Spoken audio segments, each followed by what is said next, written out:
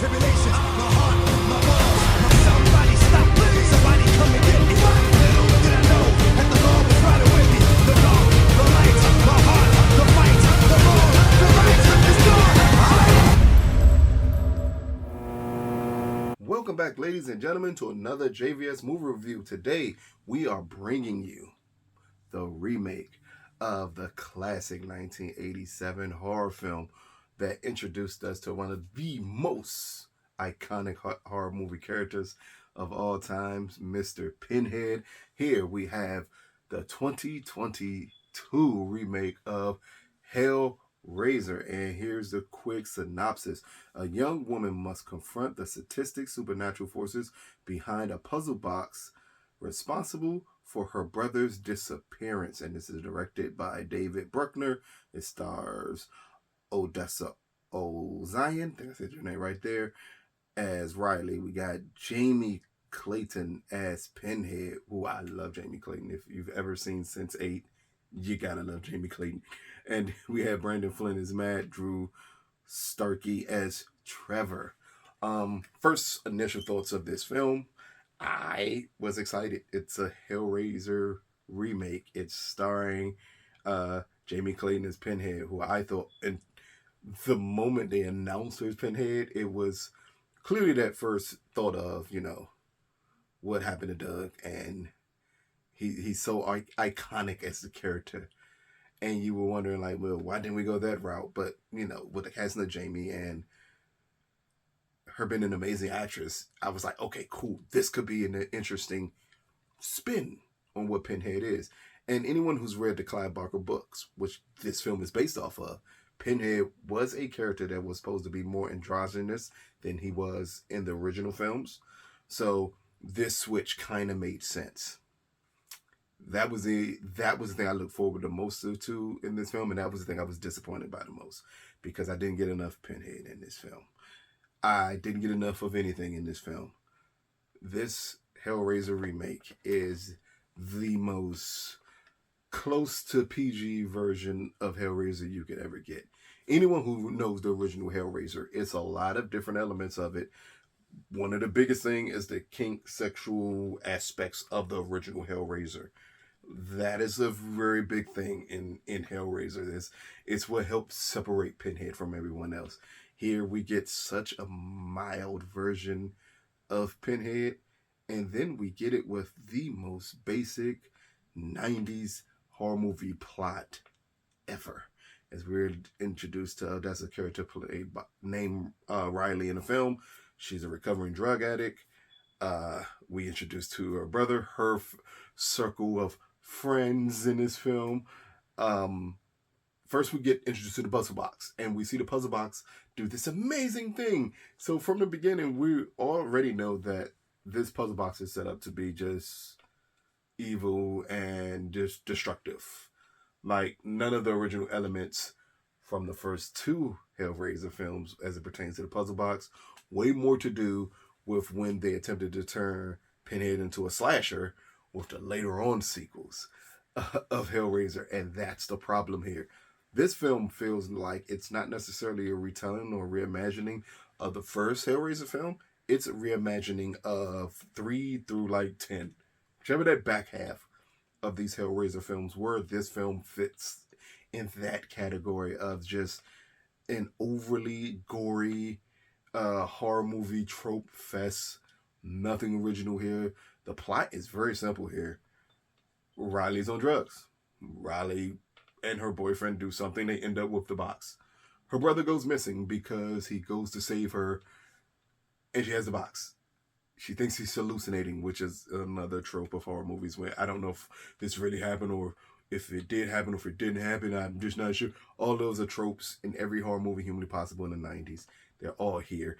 And then this movie is shot frame for frame like I'm watching a bad 90s horror movie. It's so many bad movies that came to mind just from the visual aspects of this film. It's a Dolph Lundgren film. It's called Dark Angel. I Come in Peace. I Come in Peace. That's the name. This film visually looks like I Come in Peace. That should tell you just the odd way they shot the film. I don't know if it was on purpose that they shot the film that way to intrigue audiences and to get you in the mode of the Hellraiser universe, but that it was a big fail to shoot it that way. Another thing that happens to be a big fail is the Cenobites. I think I'm saying their name right, which is Pinhead and his crew. They all look very reminiscent of monsters from, I think it's 2004 movie called 13 Ghosts, which is one of my favorite horrible horror movies. Like, the movie is absolutely horrible, but it's a fun watch and it's horrible. But the monsters in this Hellraiser remake look, move, and act like the monsters in 13 Ghosts. Even the third act in the film is very reminiscent of 13 Ghosts.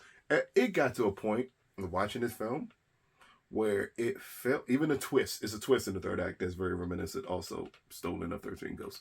It just feels like they took certain plot points from 13 Ghosts and said, hey, maybe people don't remember this horror movie.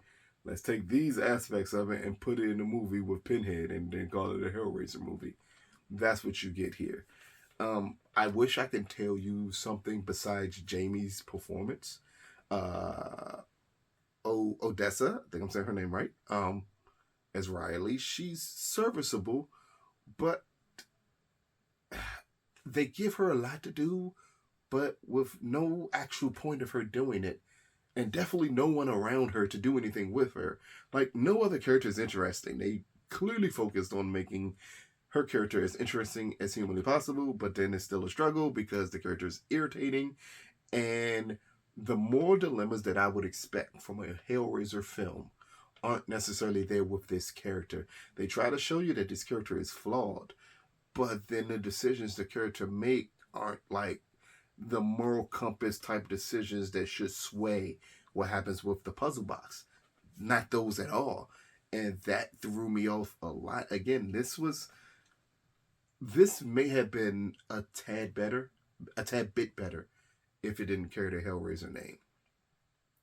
The Hellraiser name carries weight.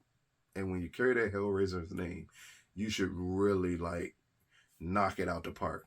Again, we're on an amazing stretch of horror movies recently that have been really good to great for most people. 2022 has been a great year for horror. So it sticks out even more when a film like this or the Texas Chainsaw Massacre remake, and they come out and they lean heavily on all the tropes that we saw at yesteryear of horror, and it's no reinvention at all. It's just using a name to draw attention that audiences will notice and audiences hopefully will skip, because this movie is very skippable. Granted, to me they ruined having a chance of having Jamie play Pinhead in a very good way, and instead we get just a gore fest that just feels so pointless when you're watching it. But Hellraiser 2022 being brought to you by Hulu, and it debuts, I want to say October the 6th. I think it's October the 6th, maybe October the 7th. One of those 2 days. October 6th, October 7th. One of those 2 days, this film comes out. Hey, this weekend, you'll be able to watch Hellraiser if you choose to. Out of a possible 10, I am going to give Hellraiser a 2.5 out of 10. And all 2.5 of those stars I'm giving it goes to Jamie as Pinhead. And she's not in it long enough as Pinhead. If she was, maybe the score would have been a little higher. She's not at all. But the story of Hellraiser shouldn't focus solely on Pinhead. But when you have issues where it's just like we're not giving you an interesting main story, you will hope then you will uplift the villain in the film. And they don't even do that well. This is one of the biggest conundrums I've seen in a while. You have a cast. You have David coming off The Night House, which in the end, with its more dilemmas, really played in the wheelhouse of what made the original Hellraisers work. So you'd have thought he was able to pull something amazing out of it. And instead, it just feels so basic of a movie. And it steals all the bad tropes from the prior Hellraiser films and 90s horror films, and not in a way where you're playing homage to them or even playing them as a satire to keep people interested. Is it feels so self-serious that it kind of takes a joy out of what it is. And what it is a remake of Hellraiser, and that should come with joy, should come with kink, should come with a lot of things that Hellraiser represented for, like, people in the 80s who remember when this film came out and Mr. Clive Barker. Instead, it's a huge letdown. But again, maybe you'll like it. So check it out this weekend and let us know what you think. This has been another JVS movie review. Peace, people.